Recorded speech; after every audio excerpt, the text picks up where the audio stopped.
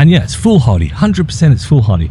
You know, I don't have the money to be here. In reality, I shouldn't be here, but I am. Oh yeah.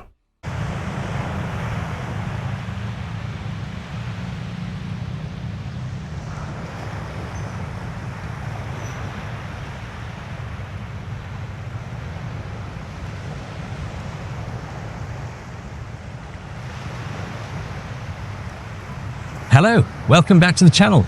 Really good to have you guys here. Welcome to new subscribers, old subscribers.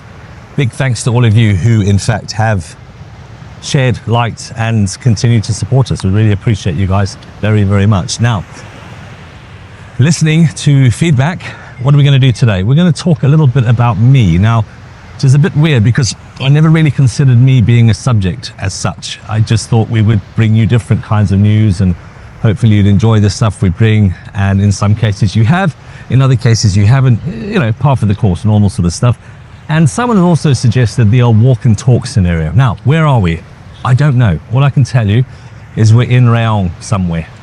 We just got on the bike today and we are here at this gorgeous beach, which is pretty much 99% Thai people, which is fantastic.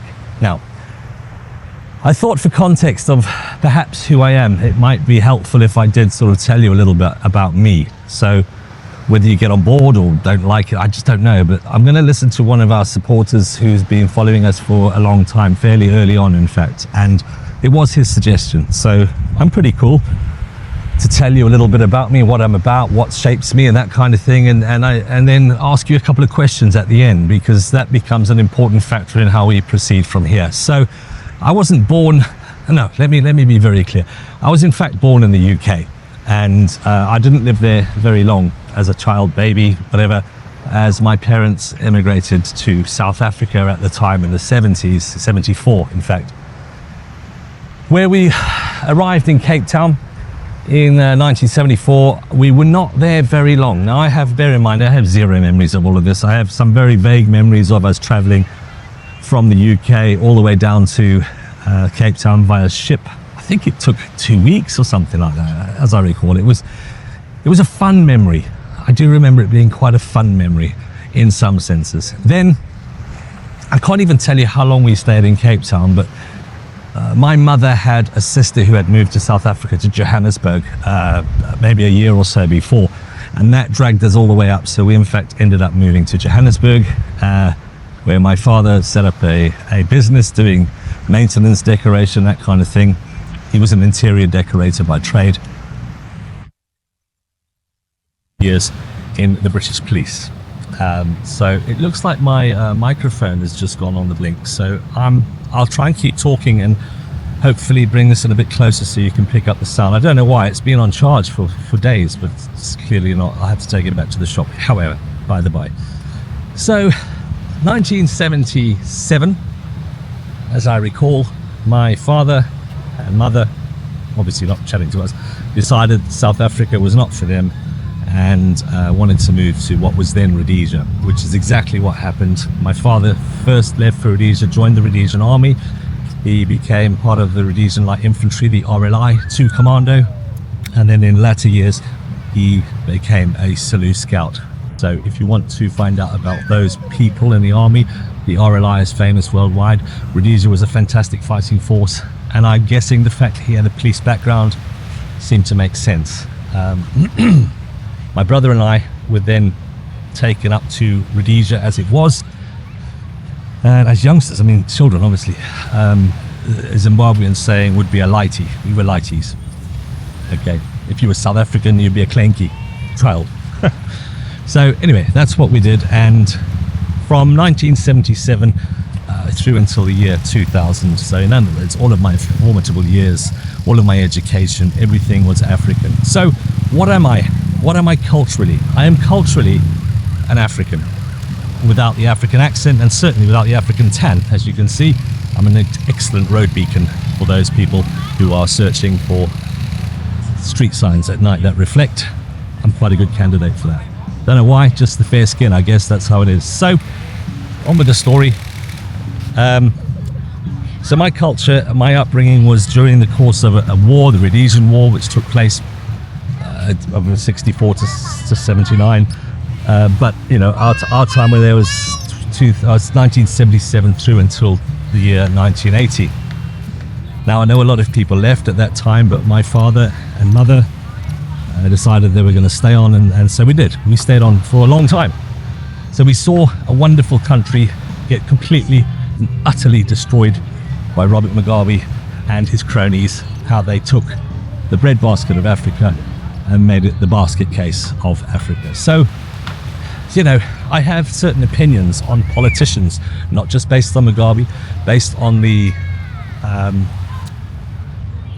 disgusting British government, the disgusting South African government, the disgusting American government, all collaborated and brought on the demise of Rhodesia.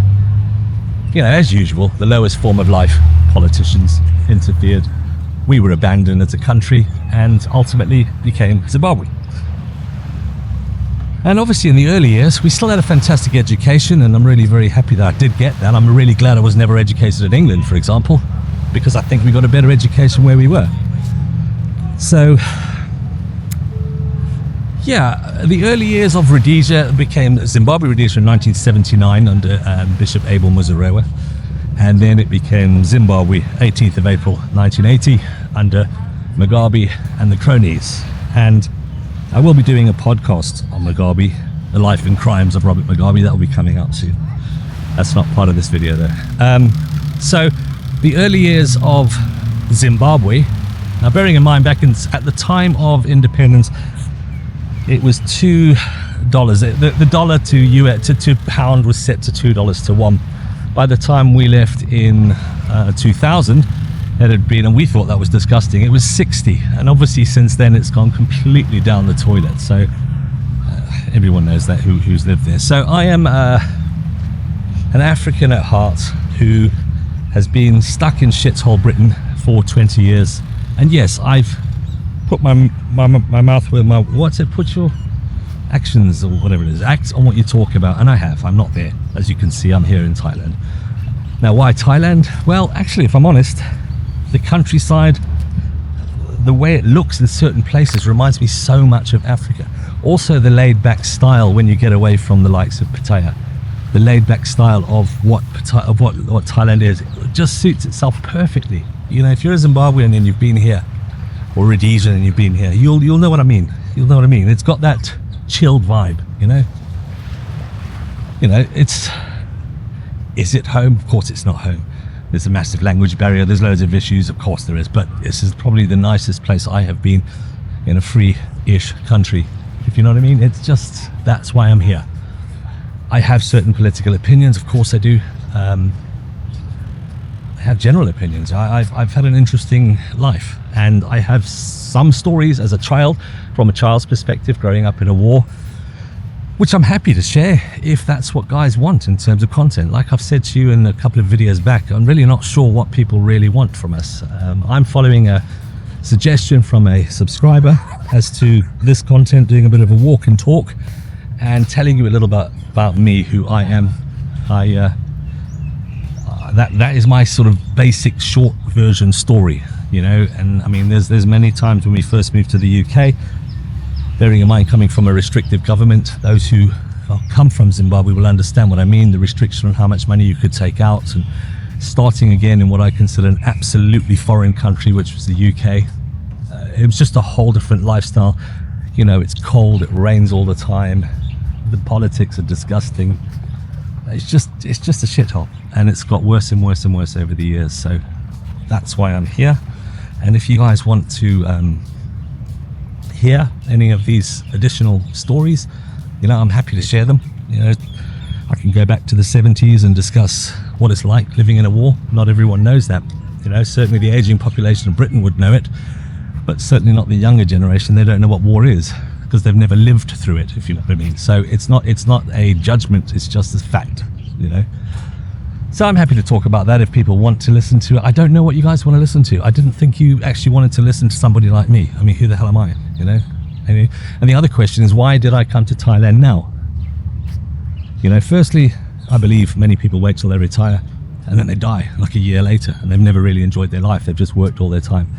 Secondly, I've alluded to this before. I'm still not happy to go into too many details, but I had a medical situation and have a medical situation that has given me a limit on things. So why not now, you know? And yeah, it's foolhardy, 100% it's foolhardy. You know, I don't have the money to be here, in reality. I shouldn't be here, but I am. I'm enjoying myself. I wake up every day and I see sunshine. I'm okay, I think, for now, you know, day at a time, right? It's all we've got, day at a time. So guys, I hope you enjoyed listening to my blurb, and if it is something you're interested in, do me a favor, in the comments, just note down if it's something you would like me to do some more of. I'm happy to do it. If it's as boring as watching paint dry, also you can put that in the comments. It's cool. I know, I get it, not everyone's very interesting to listen to. So there it is, and I am on this beautiful beach somewhere that I don't even know, somewhere in Rayong. I'm going to end now by saying thanks to everybody. I want to ask you, if you did enjoy the video, please like and share, because it does help us. It doesn't cost you guys anything to do it, and it does help us get some sort of pushing up. We've had a bit of low views lately, so maybe, as I say, we're trying to change that. If you do that, much appreciated, guys. Don't forget, of course, we are now putting exclusive content onto Patreon that will be for members only, and that's starting to build up, and we're going to do things like that from now on, like I've explained in previous videos. I'll sign off with this beautiful sight. I'll turn the camera around, I'll let you have a look for a couple of seconds, and then I'll see you guys on the next one.